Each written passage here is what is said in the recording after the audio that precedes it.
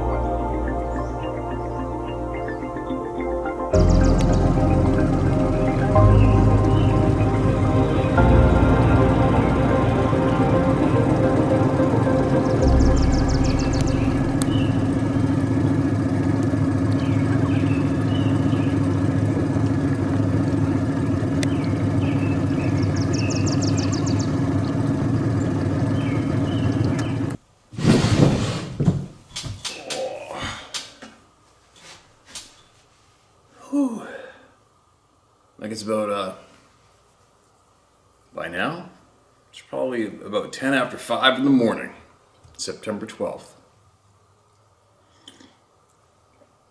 That was my first sip of coffee.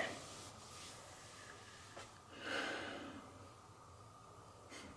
was working on the poultry barn all the way up to last night, getting enough done. It's be easy to manage while I'm gone. All my stuff's laid out, trailer's hooked up. Got to go to the Yamaha dealer at 9 right away and pick up my quad. I dropped it off there for them to go down one end of it to the other to make sure nothing was going to pop on me when I was in the middle of absolute frickin' nowhere. Now, yesterday was quite the day. It's funny, I made a similar post yesterday. I made a video and a little bit of commenting my own view, my memories and views on what happened 21 years ago. I did the similar on social media pages. It's funny how sometimes people just knee-jerk react emotionally with rage when it comes to different topics. I don't get it myself. Sometimes it can be hard for me to wrap my mind around how people react. And that's a big part of the reason why I stay away from the comment section, right? Because my weakness is when somebody comes looking to disrupt or fight, then I always want to go at it with them in a way. Defend, right? And it took me a while. I used to watch the comment section and just look for that asshole. And then when you see somebody people who lash out emotionally are very weak between the ears. It's just a fact. They're a weak individual. So it's also very easy when you know that to stick it to them, drive them a little more crazier. What's the end result of that? Well, it doesn't benefit anybody, right? I know that. But sometimes you just can't help myself. And then it pisses off all the good people that have to sit and witness it. So I just don't do it anymore. But it's amazing, especially when it comes to various topics, whether it be the virus, the mask, the mandates, and 9/11 even. Can you believe that? People freak out and lash out in anger at 9/11. Because of me saying that I believe that the people responsible for it have not paid. That's all I said. Take from what you will, leave it. But that right there is enough for somebody to go, that's what you think? You just tell us what you think then. You know, and they go off. It's really bizarre. Imagine what that individual's day must be filled with if they are circling the internet. Holy shit. Rage, rage, rage. But anyway, I don't even know why I just babbled about that. We have a big lack of common sense in society today, and I am convinced that it has been intentionally rubbed out any way they can to rub that common sense out of the population, because it works against the people. We want you to get in line, right? I gotta share this one more little bitch. The other day we're running the boat down the Alberta Inlet, and there's a small piece of town, Harbor Key. You got shops there, little shops there, food shops, coffee shops, lunch shops, sandwich shops, ice cream, smoking hot out. So I said, and we had about 45 minutes till the boat hauler came. So I said, sorry, come on, let's tie up right there and run up and get an ice cream cone. So we tied up. Beautiful view. It's a big concrete float where people can walk onto the float and look at the ocean, look up the inlet. And we're coming back, and here's a couple sitting there. Nobody's around them, and they're facing they're facing, what would it be, south, I guess. They're facing south, southwest-ish kind of maybe. And the breeze, the ocean breeze is in their face. Nobody is around them at all. Dude's wearing a mask. Dude's wearing a frickin' mask. And pulling it down to eat a snack and have a coffee and pulling it up with his wife, probably 40 years old, with a sea breeze in his face and nobody around him. You got to think the people that have successfully manipulated the people see displays like that, probably fist bump and laugh, right? Anyway, there you go. Start my morning off with a bitch. That's probably not a good thing. All right, let's get into this. So, I had a moment last night, went in my inboxes and did a final copy-paste of new emails, and I came across a reply from yesterday's reading. So I thought, what the hell, I'll start off this morning with that reply, all right? Now, this is titled, Yetis and Wolves, bracket, a long-standing feud, bracket, 9/11/22. Hi, Steve. Yetis and Wolves, a long-standing feud. There's an ancient proverb that goes something like, the enemy of my enemy is my friend. And that would certainly seem to apply here, given your background exterminating wolves. The forest people, as they prefer to be referred to, have had a long-standing feud with wolves. So by your actions, that would make you their friend. People wear or carry all of their past actions with them as they live their lives. And as we meet people, we often say, I have a good vibe about this person, or I have a bad vibe about that person. What we're picking up, by way of our intuition, our gut feeling if you will, is the frequency for energy signature that this person is giving off, their vibe. So certainly Yetis would be able to pick up your vibe as it relates to wolves. In your video, which was dated today, you asked me to tell you how I had come about this information. In the early 70s, I was part of a covert, unacknowledged military program for the Navy that was studying these creatures in the Cascades of Lower Washington State. I came into that program by way of my being employed by blank in Virginia at the time, and I had a lower-end top-secret clearance by way of the Atomic Energy Commission, which was the precursor to our present-day NRC, Nuclear Regulatory Commission. I was not in the military per se, but rather worked for this contractor that was doing work with the military. I was briefed at the time about this particular group or clan of yetis, so I don't know if the information I was given applied broadly across the species or more narrowly to just this group or clan located in the Cascades. There are lots of variations of this species, of course, across the planet. When I went to the Cascades, I witnessed a large male, a female, and 2 children. Their faces were very human-like, and their fur was dark brown and blackish in color. They were in a high meadow in the Cascades, and the female and the children were just mulling about, picking and eating berries. It was a very peaceful scene. At one point, the male approached them with a large buck elk over his shoulder. A buck elk. Obviously, for me, that's going to be a big question mark just popped up over my head.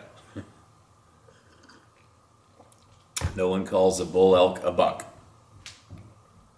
At another time, the male ran up a steep rocky hill while holding the smallest of the children in his right hand. I remember that he ran up the hill at about the speed of a racehorse at full speed. Upon witnessing this, I really couldn't wrap my head around what I was seeing because it was traveling so fast. Also, the way in which he held the child was odd, in that the child was hanging from the palm of his hand, which was on the child's chest, and the child was facing towards the ground. If you're wondering why the military was interested in yetis in the 70s, back then they were interested in all types of paranormal activities, not just yetis. And it appears that a type of paranormal activity was linked to these creatures as well. My overall feeling at the time was that, like tigers in the jungle, they should be left alone. I was told that they had the ability to put words in your head and create feelings of dread and doom. I've never experienced any of this firsthand, and I mainly just observed them on 3 separate occasions. I came across your videos recently, and it triggered those old memories. I can assure you that they are indeed real, Steve, and the powers that be are very much aware of them. These yetis don't particularly care for humans. They tolerate some more than others, but I don't think they are out to get us. We'd be easy pickings if they were. If you're being asked by them to move along, simply comply and move along. Whatever you do, never point a loaded weapon at them. And if anyone intends to go out hunting them, make sure your affairs are in order and your life insurance is paid up, LOL. At any rate, I would never go out looking for them, but if I did come across them, they never run by themselves, always in pods, as it was termed back then. I would state what I was doing there, tell them I did not mean to intrude, and always treat them with the utmost respect. Knowing what I know now, I would not want to interact with any of them, and as I said previously, like tigers in the wild, I would leave them alone. Steve, the history of fighting wolves, you do well, I'm sure, if you ever run into any of them. All the best, John. Okay, John. I guess you haven't been following the channel too long because it started off with my experience of being face to face with one. And I've seen them, I guess I've seen them twice for sure, maybe 3 times, and had numerous experiences with them myself. I'm not going to beat around the bush about it. I've had a good solid handful of people claim to have somewhat or serious secret clearance credentials in the past, and have made some pretty bold statements about when it comes to the military groups, covert ops, whatever you want to call them, and these beings. So far to date, not one has come forward with any solid information for us, or anything that can back up their claims in any way. I have some scientists who have backed up a lot, very easily, and I have absolute confidence in what they share. But let me show you guys, I'm going to explain one other. I got an individual a year ago who was emailing us saying they wanted to come clean, possibly go fishing with me. They're probably watching right now. Come fishing with me, and share it all about their past as a military covert operation, eliminating the bad ones around the planet, or whatever they're doing, problem solving, I think was the quote, and want to hook up and share it all. I'm like, all right, well, and this is all in confidence, I did share a handful of emails with you guys from this one individual as an example. There's been a handful. And I just said flat out, okay, well, I'll tell you what. Who signed your paycheck? Who paid you to do this? That's my first and only question, right? And that was also for me, a bit of a test, just for me. And that person came back and said, well, I can't tell you. I'm like, okay, see you later. I haven't looked for or returned an email since. It's that simple for me. If somebody claims to have this sort of knowledge or experience and you want to share here with me, you're not going to razzle and dazzle me in any way. It's not going to happen. So if that's what some people, I'm not saying this immediate emailer, but to other potential people there, if you're looking to get razzle and dazzle or sling your dick, this is definitely the wrong place. It's not going to happen. You're not going to be able to here. But if you have solid information that's going to help the people, or possibly help yourself, you're in the right place. All right? Yeah, I've had other people, I had another group claiming to want to give me what they offered me up $150,000 right off the bat, wanted me to go in the woods. They had some kind of new technology. They could see through basically every single tree and shrub for miles, whatever it was, and they were going to go on an expedition, and I was going to be their gunman, and on and on and on, and it just was getting to be a little too much. Maybe that person's listening still, maybe they're not. And I gave them a couple of hard questions that should have been answered easily if that was the absolute motive, and the answers were an absolute fail. I'm done. Moving along. I'm really babbling this morning, aren't I?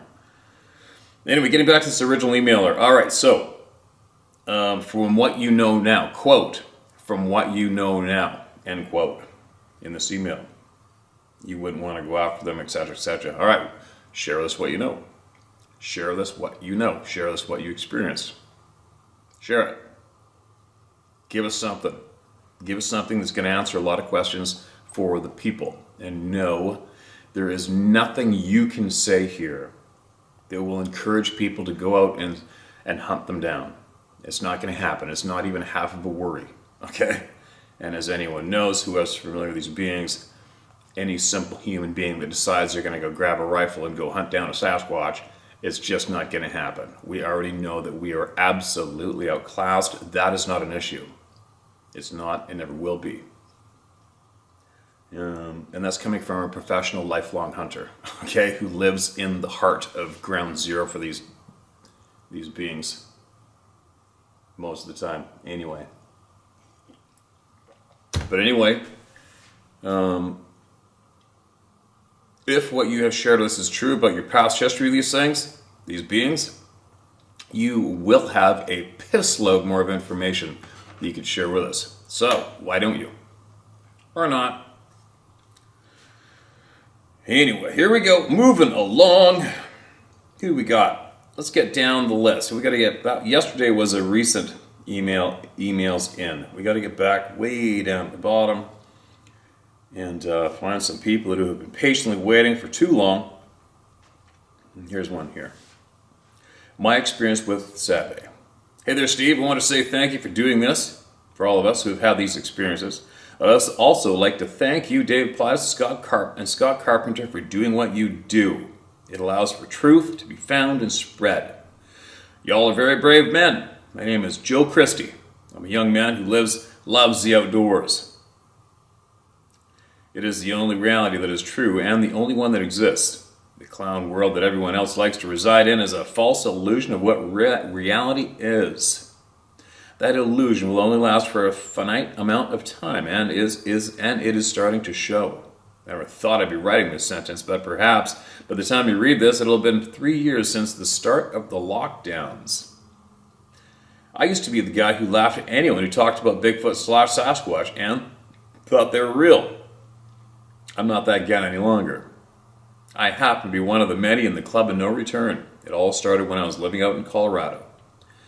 I moved out to Colorado in 2017 to build new custom homes. With my best friend. Everything's going great. Out in the beautiful Rocky Mountains and camping and hiking a lot.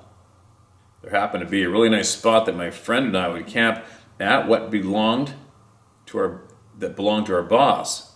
I won't mention the location since it is private property, but it backs up to some national forest land. I just happened to be camping there that night with my best friend.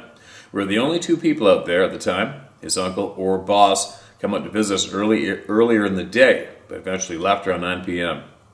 It was a crystal clear night out. The stars and moon were out and shining bright. We stayed up a little longer, listening to music, talking, drinking, and smoking. Eventually, my friend ended up going to bed around 12 a.m. I was still up for a little longer until around 1:30 a.m. I then went to lay down in my tent and go to sleep. I kept the rain fly off since it was a clear night and no sign of bad weather for the next day. I heard what I thought to be an owl hoot. Now I was working on new homes, compressors, nail guns, hammers, drills, and saws going all day. So, to say my hearing is perfect would be a lie. I also happen to work with a hunter who loved to throw out animal and bird calls all day long. We would throw 16 penny nails at each other on the job site and try sticking the claw of the hammer of a nearby tree by throwing them. I heard what I thought the first time to be a hoot, which is actually a whoop. So I decided to do as my coworker would and mimic the call. 3 whoops. Call out one after another, just like you hear in the Sierra Sounds, recorded by Ron Moorhead in The Missing 411, the Hunted documentary. I replied with 3 whoops, just like the 3 that preceded it. It returned the call with 3 more whoops. I fired back with 3 more whoops. What came next still gives me goosebumps to this day every time I hear it. But the following sound was as if 1,000 bands came together on one stage with all their equipment hooked up and gave the microphone to Sabe. It let out the loudest demonic gorilla chatter I have ever heard. I cannot express enough how loud it really was. Jets would fly out of the mountain ranges out there all the time. It was as loud, if not louder, than a jet engine flying over top of you. It sounds exactly like the Missing 411, the Hunted video of the Sierra Sounds. When it let out the chatter, I immediately fell deathly silent. I did not respond after that and immediately tried closing my eyes and going to sleep. Good luck. Later that night, something came into camp. He was breathing very loudly, very, very loudly. Now, I've seen elk, bear, mountain lions, beavers, and deer on that property. Nothing sounded as loud as this breathing. I could hear it walking, or better described as stomping. 1, 2, 1, 2, 1, 2, 1, 2. I think you get the picture. Or in case you don't, bipedal footsteps. It walked off into the national forest land. I've never been more afraid of anything in my life. Not another man, gun, crazy car accidents in the river, heights. I mean, nothing has ever made me that afraid. I woke the next day to a calm camp. My friend was up making the usual breakfast burritos. I asked him when I woke up if he had heard anything weird or loud last night and replied with no. I was passed out, man. I was pretty drunk last night. I thought I was absolutely going crazy. I never talked to him about what I had heard that night until years later. Typical. I had never heard anything like it in my life, and I've spent as much time as I can in the woods, nearby parks, CVNP, Cuyahoga Valley National Parks, Southern Ohio, Colorado, South Dakota, Tennessee, Georgia, West Virginia, and Utah. That night changed my life forever. What was to follow the next couple of years, I could have never imagined in my entire life. Here we go. It is March 31st, 2018, and my friend and I are moving back home to Ohio. He had an unfortunate accident at our rental house and ended up with a staph infection that was in his blood. He had to have open heart surgery at the age of 27. I wasn't sure if he'd be able to continue building houses. Now, I was being paid $15 an hour with no benefits or overtime to live in a state where the minimum cost of living at the time was $23 an hour. I couldn't stay by myself, so we decided to leave. I was sitting on my boss's back porch, tucked away in the corner, in a lounge chair, catching the last of the Colorado sunshine rays before I left. He lived on a golf course that was maybe 30 feet from his back door. I happened to be the only one outside at the time, and it was around 12 p.m. There is a 2-rail wooden fence that separates the golf course from his backyard. Just about 6 inches above the wood fence, floating inhumanly precise, in a parallel manner to the top rail of the fence, was an orange orb. It was floating slowly and so precise, no man could have created such a device. I was speechless, watching it float down the course. It floated to the tree about 15 feet in front of me at about 11 o'clock to my field of view. It shot up into the air about 50 feet. Above the houses and almost in front of the sun, it was now directly above me. It flashed and flew off into the distance over the mountains in less than 4 seconds. You read that right, in less than 4 seconds. Y'all remember those jets I talked about previously, comparing the Sabe sound to them? It would take one of those jets 14 seconds to appear from one range and disappear over the other range. I didn't tell a soul about it until 2021. I hadn't seen Dave Plattis' Missing 411, the Hunted documentary, until 2021. I told both stories to 2 friends of mine after we left Nashville for a fun road trip. The girl who was riding with us ended up moving to Florida shortly after and told me about the documentary. I never watched any of the documentaries or read any of the books, but at the time I would watch the Missing 411 Can-Am Missing Persons Project on YouTube all the time. And that's because of you, Steve. I happen to be familiar with those missing person cases, just never the videos. I watched the Missing 411, The Hunted, and got to the Sierra Sounds by Ron Moorhead when the whoop started. I immediately felt that intense fear again. Goosebumps instantly. At that point, I knew I heard what I had heard and wasn't a crazy person. I spent about a good amount of time in 2021 in the Appalachian Mountains of West Virginia and Virginia.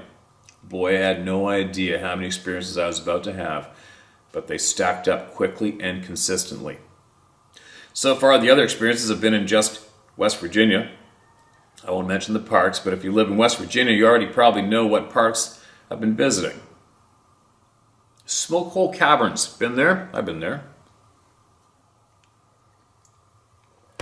Comes to mind. My friend and I were new to the area. He just happened to have purchased a property down there after the town Raynell had a horrendous flood in 2016. The plan was, and still is, to continue to fix the property up and then turn it into a market garden to provide fresh vegetables to the nearby community that has a very limited healthy food supply. That's a great move. We always loved to work and also play while we were down there, and had 2 parks that we'd always go to. It had to have been sometime in May. We stopped at the park to stretch our legs and go jump in the creek to cool off after the 4-hour car ride. We stopped into the park's gift shop to talk to a few of the park officials there. We asked the man in charge of the gift shop, what are the best swimming spots along the creek and what trail is used the least here? He replied with a few spots along the creek not far from the shop and a trail that came to a dead end. He explained we would just have to follow the trail back the way we came in to get back. Now, I'd been a believer at this point, and I knew the Sabe existed. I found a cool sticker in the gift shop that has a picture of a Sabe standing in between 2 trees with the night sky shining brightly that says, hanging with the locals. I'll include it later in this email. We ended up heading towards the dead-end trail. Now, I'm sure you all remember that hunter I worked with who loved to throw out bird calls and animal calls on the job site. He is the person who showed me Steve's channel. We've been in touch over the years since building with one another, and he told me when I go out into the woods to not hoot and holler, no whooping, or loud celebratory noises. Now I knew exactly what I was doing, and I planned on doing it on purpose. While hiking on the dead-end trail every 10 minutes, I'd let out a whoop or woot in hopes to encounter something. We end up approaching the park border clearly marked in the trees with the West Virginia State Park badge in their trunks. I go past the border and down a slight hill closer towards the creek sounds.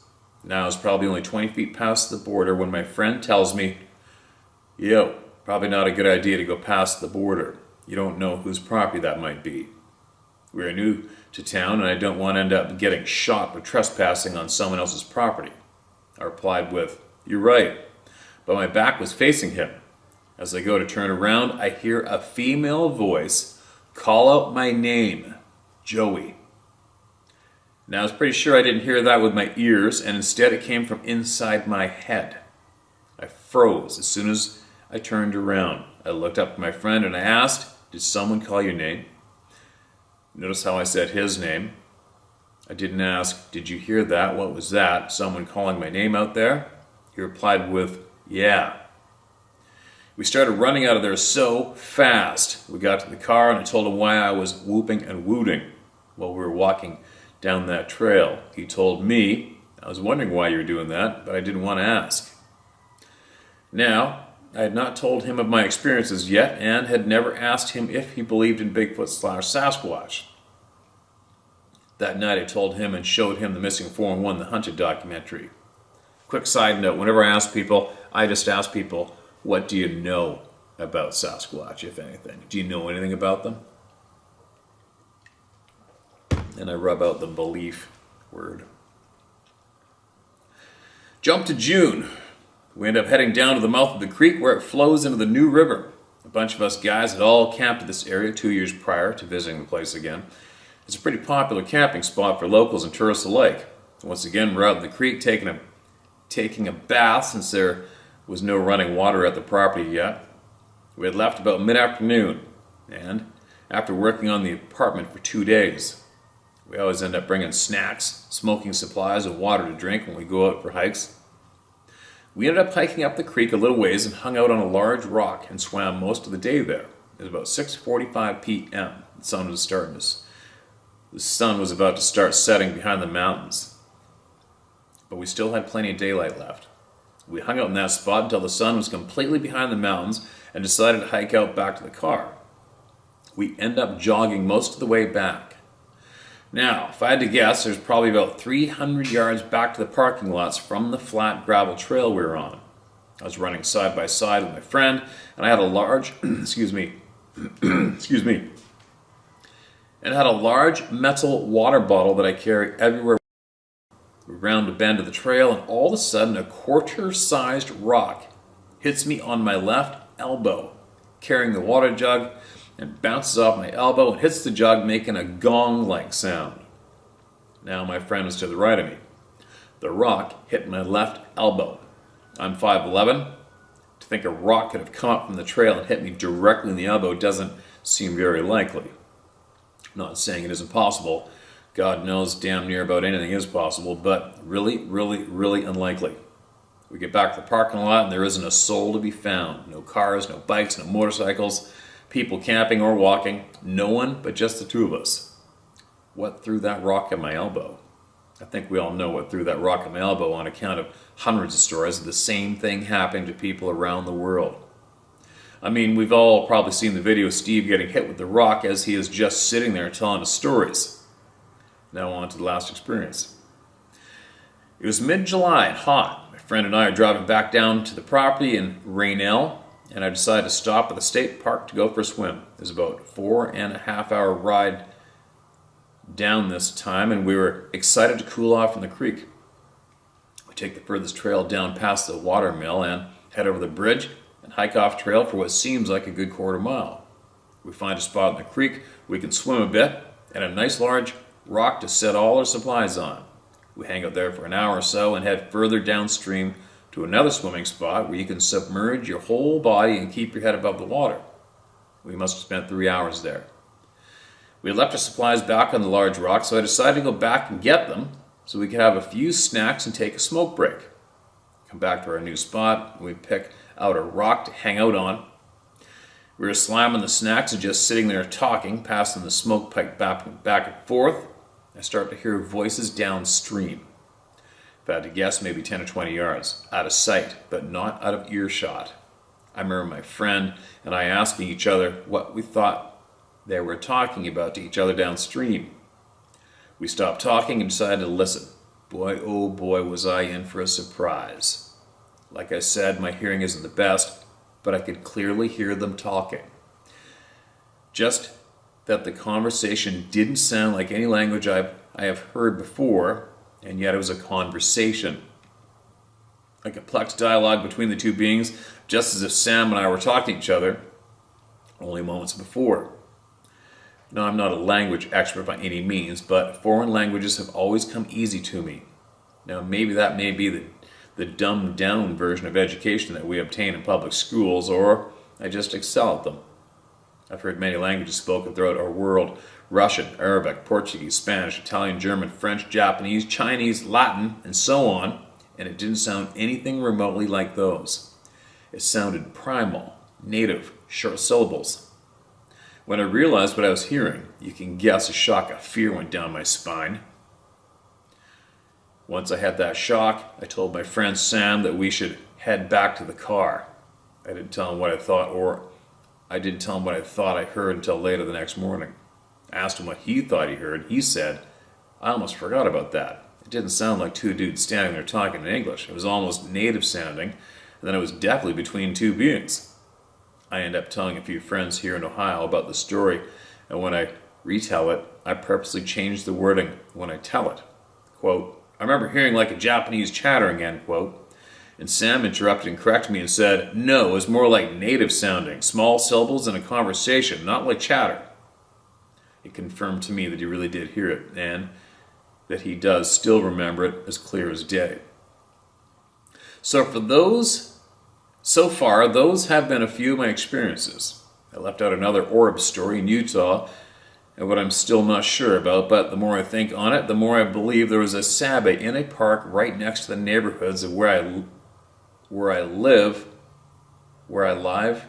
chasing a deer.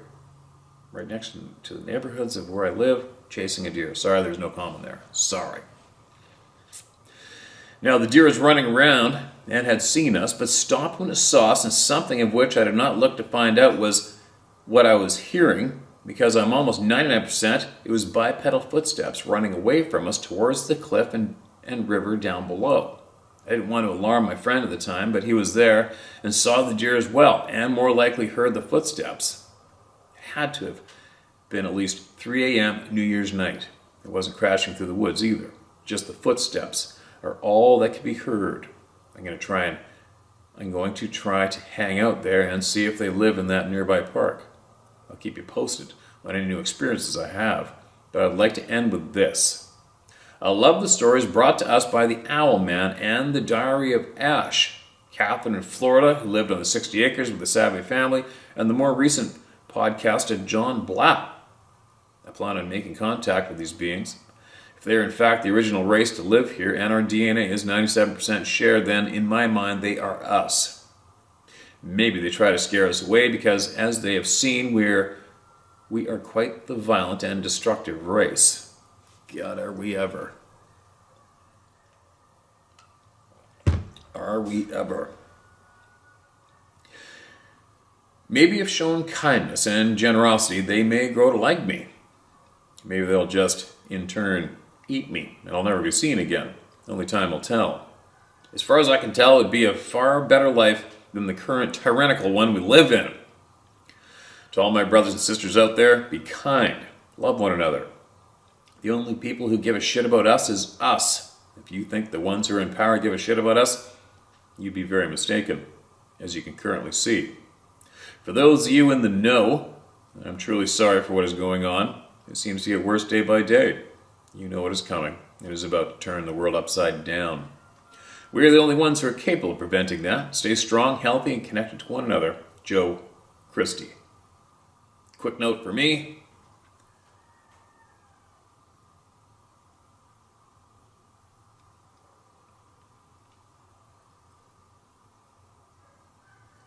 Gotcha, man. We're on the same page. Get it? And quick note to you guys. I was in West Virginia and I remember catching a frickin' yellow rainbow trout. Like a goldfish yellow. What's up with that? Is that natural occurring, or is that some manufactured trout species? I don't know. But I specifically remember that experience in that state, that's for sure. Shot some turkeys there. But anyway, man, appreciate your time you just gave us and everything you shared. I hope it helped you. It's probably helped somebody else for sure.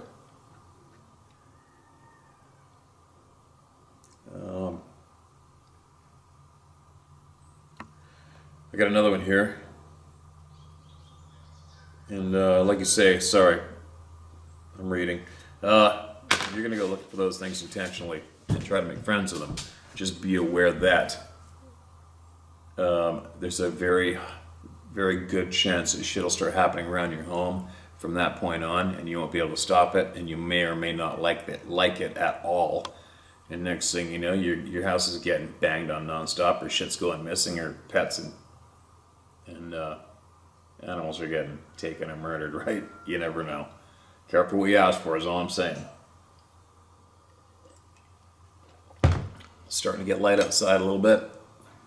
Man, side note, yesterday afternoon, driving to town, just around the corner here, I seen what I call as a holy F bear. A bear that makes it, at one glance, that thing, black bear, made me go, holy shit. Absolutely. It was absolutely massive. And yes, it was a bear. It was waddling along the edge of a field where I was actually picking hay bales not too long ago. So I was stood exactly where that bear was standing. So I just knew that thing was absolutely stinking frickin' huge. And Sarah was driving. I'm like, stop, back up. I gotta see this thing. We backed up. And then he waddled in behind some bushes and went to the timber. And I mean, I don't want him showing up here, but man, I'd love to see that bear again and film him. Just a frickin' beast. As I'm looking out at our fruit trees in the front, but I don't think we got any fruit left. It's just getting light out. Makes you kind of want to go see what's running around the property. Anyway, carrying on. Please read as soon as possible. Your video, Angry and a Warning. Steve, watch many of your videos and I have great respect for what you're doing. I just finished watching the video, Angry and a Warning, and I have some information that may address some of the items you discussed in that recording. I hope you do not mind me marking this as high importance, but I'm fairly certain that there are some serious events that are about to happen. In many of your videos, you have discussed your feelings regarding what has been done to humanity and what is being kept from us. In this current video, your frustration with the situation was clearly expressed. I absolutely agree with you and feel pretty much the same. Over the past 10 months since the election, November 20, I've been searching for answers. At first, I was looking for info on how an election that President Trump was clearly winning got turned around, given the highest position in our country to someone who is clearly incompetent and who has documented ties with the communist power that seeks to destroy our country. It was during the search that I began to find information that suggested that what happened with the election was just the tip of the iceberg. As I searched, I encountered specific individuals that seemed to have information that suggested that these people were highly connected with sources that were not usually available to pretty much anyone. It was not at a high level in the military. Initially, I thought these people were full of crap and said as much. That is when they started to provide proof. On multiple occasions, I was told that in 2 or 3 days, the following event will happen. Every time, the event described by these people would come to pass exactly as they indicated. The events they described were significant events that usually involved the military or some agency. One example of this is when I was told that in 3 days, the data on the laptop of the son of the guy in charge would be leaked. 3 days later, this came to pass. If it was just one event like this, I could have chalked it up to coincidence. However, after the 5th or 6th time, I had to concede that this group had access to insider information that most of us would never have access to. I inquired why this information was being shared and was told that this is part of an extensive plan to get information out to the public. I was told to share what I had learned with as many people as possible. I have to admit that I was a bit hesitant at first, as much of the information that was shared fell into the category of difficult to believe. At the same time, the nature of the information provided, along with the things I have seen in the world, painted a picture that indicated that people needed to be aware of this. There are events happening that will change our world forever. The reason I'm writing you is to inform you that I believe we're on the brink of events that will change this world forever. It is my hope that you read this before all hell breaks loose, because it's going to happen soon. There's so much information that I have, it is difficult to determine the best way to help you understand what is going on. I guess the simplest way is to just state the most important items specific to the issues you addressed in the video I mentioned. Please note that I'm continually trying to disprove the information given to me. To date, I've been unable to do so. This suggests that the information regarding events that are currently happening outside the view of most people, along with the events that are said to be coming, are probably true as well. If you feel that I am painting a picture that suggests that the info I have is difficult to believe at first, then you are correct. The amount of info also exceeds what could be shared in one email, and a lot of it would raise flags that would draw unwanted attention. So here's the info I can safely share that is specific to your comments. There is a group of very evil people who have been working quietly to put themselves into a position where they will have complete control over the entire world. Unfortunately, I agree with that. This plan is almost complete. The last obstacle is the U.S., and they appear close to succeeding at taking down this country. It would appear that may be true too at this point of the game. Maybe not, though. This plan has been in progress for at least 200 years, probably longer. A portion of this plan is specific to population control. They need people to be in a state of mind where they do not ask a lot of questions and do not understand what is going on right in front of their faces. The term dumbing down America comes into mind. This is why so many people have difficulty in seeing what is right in front of them. They know that this will only work on a portion of the people, and that there will always be some who cannot be easily controlled. It was decided that the best way to handle this would be elimination of the uncontrolled. So the plan was also designed to decrease the population of the world by a substantial amount. This would make control easier.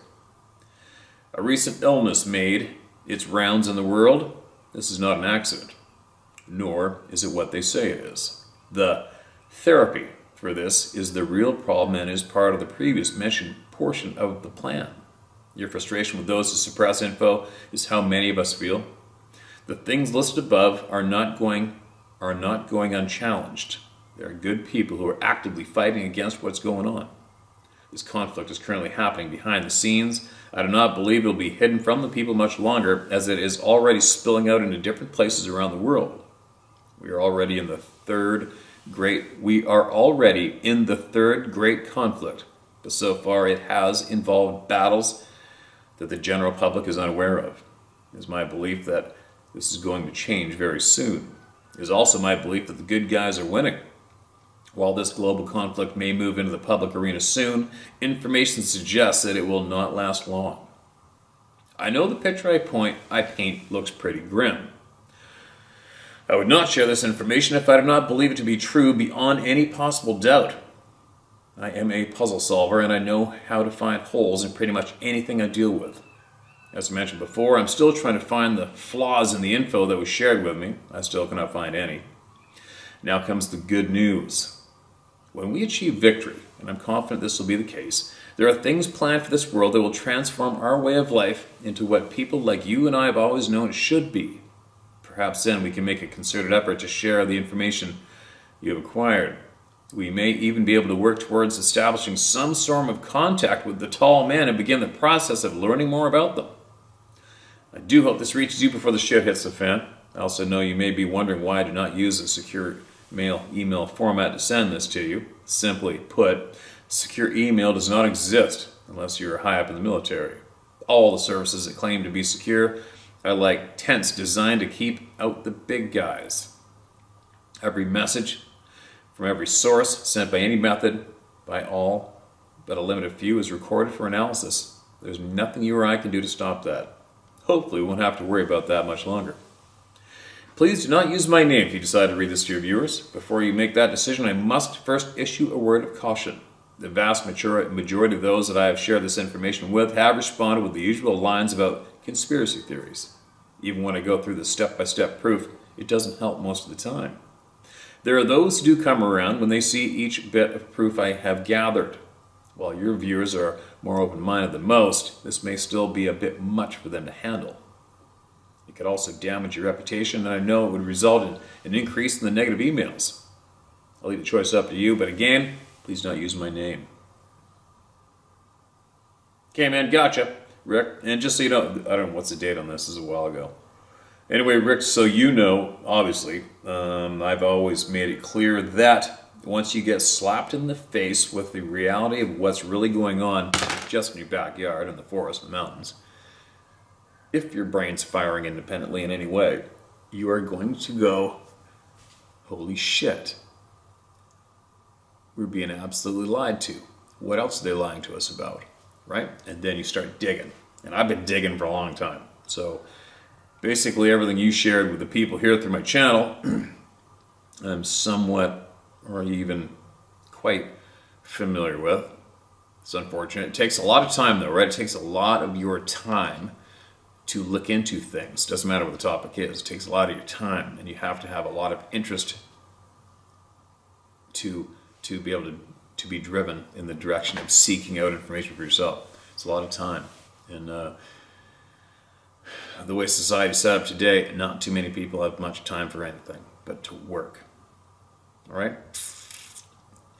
How sad is that, actually? That's not really too cool, is it?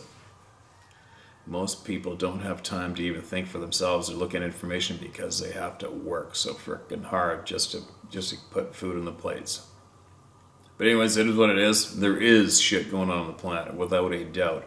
And the conspiracy theory, that little label, is unfortunately very effective in shutting people up, right? Or discrediting any topic, right? It's unfortunate. I don't use those words myself. I don't have any respect or use for them at all. But I do follow a lot of people who are diligently spending a shit pile of their time in this world digging up honest truth.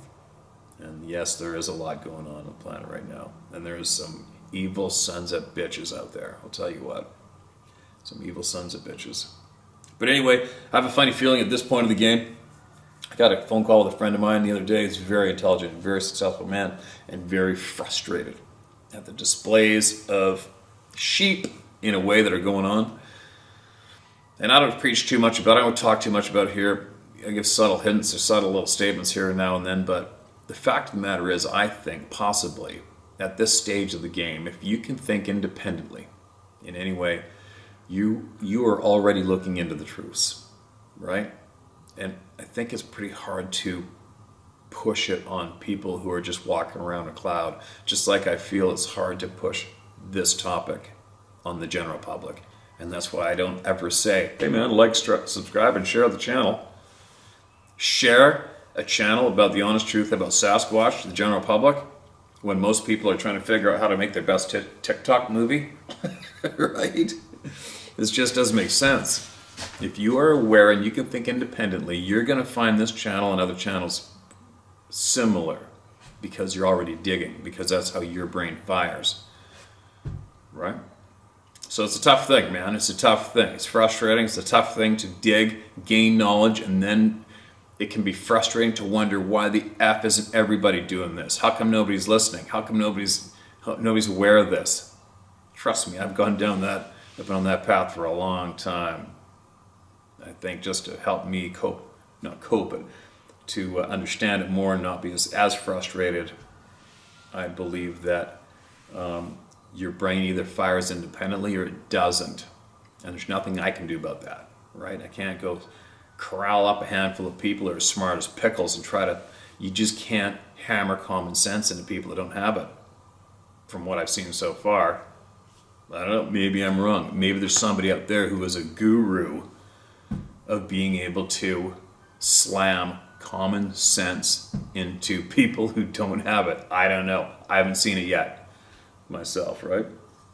But anyway, thanks for the heads up. I'm sure a lot of people are shaking their head right now. And there's probably even a bunch of people whining and sniveling because it's not the topic they came here to hear. Oh well, It's not about them, is it? It's not about anybody, but everybody all together in one package. Coffee's working pretty good, isn't it? What do we got? Bigfoot experience in Oklahoma. Weird, Oklahoma. Go figure. Oklahoma. I've been to Oklahoma. Filming my buddy team roping. I didn't think too much about Sasquatch or Sabe people at the time when I was there. Apologies, I sent this to the wrong email address.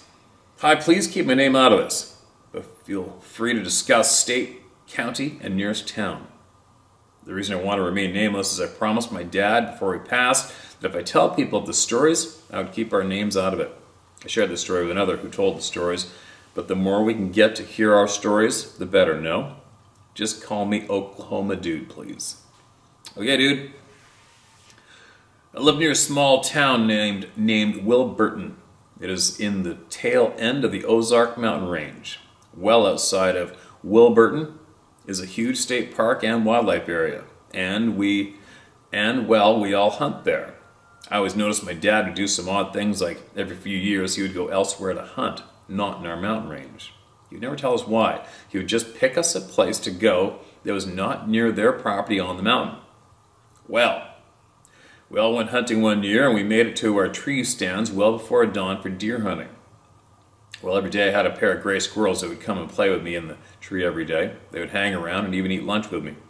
I always packed them some snacks. Well, one day it was slightly foggy and really dark. Well, there were 6 of us, not far from each other. My father was in a tree stand not 50 feet from mine, slightly to the left and forward, and my brother was 50 or so feet to my right. All of us on well-traveled deer paths. We've never had a problem getting our deer for each season. Now, before I continue, let me explain. We're all adults. 2 of us are military, and all of us knew damn well what was what in the deep woods here. About 30 minutes. About 30 men until dawn started, the squirrels I was playing with hunkered down on the branch we were on and stiffened out. I'd never seen this behavior before in squirrels. I was talking to him and petting him, and nothing would make him move. Then I noticed everything had gone quiet. The bobwhites had stopped calling, as had all the other small birds. Everything had stopped moving and was deathly still.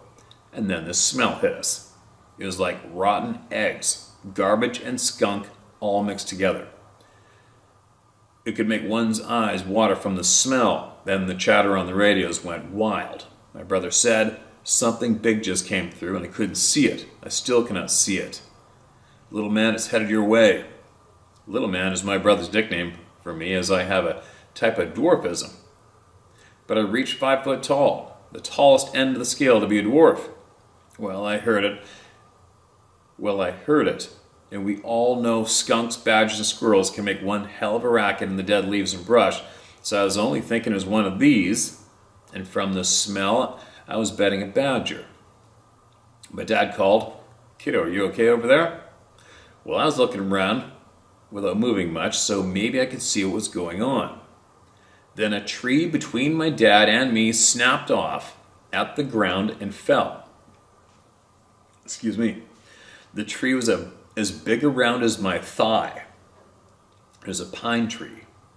And it takes something big, and I mean really big, to snap one of those. Then this screaming started. I've never heard anything like it. And I've heard mountain lions and more.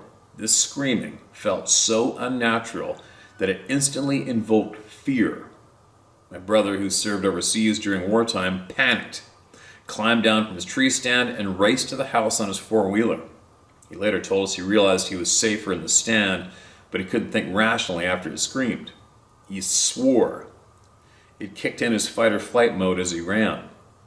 Well, while he was screaming, we all knew it was between me and Dad, which means he was about 20 feet in front of me. And for the life of me, I could see nothing. I could see nothing that broke the tree, nor was screaming and shaking other trees. I called to my dad, "Poop duck, what the hell is that thing?" He asked, "Can you see it?" I replied, "No, sir." He said, "Stop looking for it, stay in your stand. It'll leave once it gets good light, and we can go back." There is no hunting with them in the woods. I kept asking him who, but he wouldn't answer me. Once it was good daylight and we could see, he came and got me, and we left back to the house. We all gathered once we had returned, and he said, "I'm not going to tell you that we just had a visit from a Bigfoot, but I'm also not going to tell you we didn't. Make up your own damn minds what we saw and keep it to yourselves. If you tell people we were scared out of the woods by a Bigfoot, they'll think we're all nuts." And this was my first experience with one. No, I never did get to see it, but we did go back and look at the tree we thought was broken near the ground. In reality, it was pulled out of the ground and leaned over. It was actually put across our path we used on the four-wheelers to get to our feeders. My dad later told me, "Son, they come through here every 5 to 7 years. When they do, we cannot hunt as they are dangerous and run all the game off for a long range." My father was a special kind of man. He would walk you through the woods and all but call the game up to him and show you the woods and their bounty.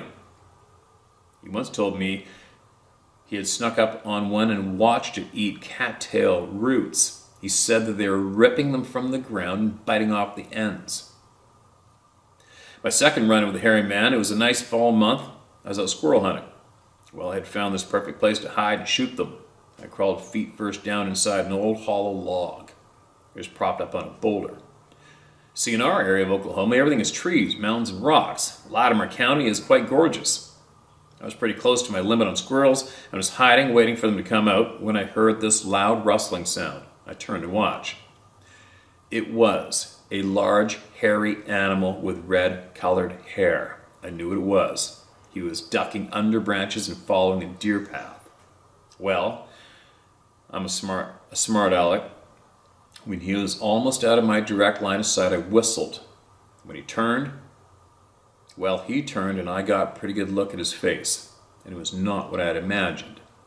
His eyes were small for his face, his forehead sloped and peaked. What it brought to mind was the head style of what we call a Neanderthal in appearance. I saw no ears, but a large flat nose. He was flaring nostrils and standing perfectly still. I held as still as possible, not wanting to scare him off and miss a chance of looking him over. This is in the mid-90s. No one had an easy carry cameras. So all I could do was watch. As I was getting my good look, he and I both heard my dad's four-wheeler coming. He broke into a run that caused me to lose sight from him quickly. When my father arrived, I explained what I saw and which way he went. He shook his head and asked, "You said red hair, right?" I nodded, so he flatly replied, "Well, we won't be hunting up here anymore this year." We went back and made squirrel dumplings and started talking where we were going to go hunting this year. One of the other things I need to mention is I am half Native American from the Choctaw tribe. I went to one of the tribal elders who was a good friend. He sat me down and we talked. He called them by a name, and no, I can not remember what he called them. He explained there are different types of elders in the woods. The red ones are warlike and cannibalistic, and they call them elder brothers of the mountain, or red-headed cannibals of the mountain. While the black ones are friendly and helpful and watch over the forest. We call the black ones elder brothers of the woods. He explained the black ones are here all the time, but the red ones are migratory and travel like the tribes did in the days of old. He explained the black ones and the red ones hate each other, and the red ones are much bigger and more aggressive than the others. When the red ones are in the woods, hunting is scarce, and we will not venture far from home. My friend died not long after this, as he was ancient. He was over tending and watching a native burial ground. I'll never forget my run-ins with a Bigfoot, but this is my one and only sighting of a red one. My friend bet that the one who pulled up the tree when we were hunting and none of us saw was a red one. He knew there were many of us, and he wouldn't attack. He says they're all smart, much smarter than we give them credit for. I asked how he knew, and he chuckled. Little one, if they were not, would white man not have one for evidence by now? The elder of the tribe thought that Bigfoot liked me as I was small like a child, and to them I would be a child. He said they would come to and help a child. Well, except for the red ones. I was thin and very short. As I told you, I'm a dwarf. I have a type of dwarfism called achondroplasia. It is the most common type. A side note, they'll be coming through this year, as several members of our family have already had sightings. I once sent my information and details of when they should come through again, once long ago, to the blah blah blah RO, but they never responded to me. That always amazed me when people say they contacted them and never hear anything back. For your information. Okay, man, gotcha. That's quite the frickin' email and slew of experiences. Your dad sounds like a very intelligent, very wise man. Lucky to have him in your life. Pretty crazy. I would like to see, I'm guessing that's quite a while ago, unless I don't remember the date that'll happen, but I'd like to see that uproot a tree. If by any slight chance, maybe, you ever go back in that area and it still might be sitting there leaning, so I don't imagine it would have replanted itself. And if you feel like it and you think about it, take a quick picture of that and send it to us with something beside it for a reference to how big the tree was. That would be significant to show the people, right? It's like when I videotaped, was it 2 years ago I videotaped? Was that 2 years ago or last year? 2 years ago. I videotaped all of those young poplars snapped off, and then there's like a bouquet of about 5 of them that were pulled out of the ground and put on the ground. And for anybody familiar with the forest, when you see something like that, it makes you go, huh? And especially when there isn't one, not even a hint of a scrape on that soft, thin bark from claws or teeth or antlers, right? Nothing, just on the ground. But anyway, here I go. This is it. This is the last video from the man cave you guys are going to see for some time. Maybe, possibly, I'll be able to get some shares out with the GoPro while I'm away. Pretty sure I should be able to eventually. And then and show you guys, share my adventures. It's one thing that's got me curious. I got a little thought in the back of my head going on the past couple of days, because there's a huge fire in the mountains just south of where I'm going, and hasn't jumped across the water yet. Hopefully it doesn't. But at any rate, there's a lot of life that's going to be displaced from those mountains. Where's it going to end up is what's in the back of my mind, because this one area I found, I've seen at least 16 bull elk while I was deer hunting. I found this zone where nobody goes, and I hunted the shit out of it. I shared that with you guys last November when it was snowing, and I felt absolute calm, at ease, no pressure, no prints in the ground, no sign, everything's cool, perfect. I found a good comfortable place for me to go hunting by myself in the middle of nowhere. But it's in the back of my mind right now. I'm thinking, I wonder if that's going to change because of this fire. I hope not. Damn it, right? It is. It's a significant fire, and it is also right where a couple years ago we had a man, a U.S. veteran, who was camping up here in Canada, and he was in his van with his dog, and he was camped near a trailhead in the forest, and this massive thing with glowing red eyes came down. I think it screamed at him through the window of the van. I think shook his van possibly, and was pissed, scared the living shit out of him. And he finally shared what happened here, and he also gave us an update that him and his dog have gone back in the woods, and thanked for the relief he received from sharing his experience here. Anyway, where that went down is where the fire is. And also, not far from there is where another guy emailed in his property along the river. He's had ongoing experiences there. And on and on and on. What I'm saying is, it's just I got that little seed in the back of my head that's thinking, oh man, I hope this isn't a game changer. Right? I hope it isn't a game changer for where I'm going. We'll see. Anyway, I gotta pack my shit up. And I'm out of here. Adventure time. I mean, I'll be back eventually.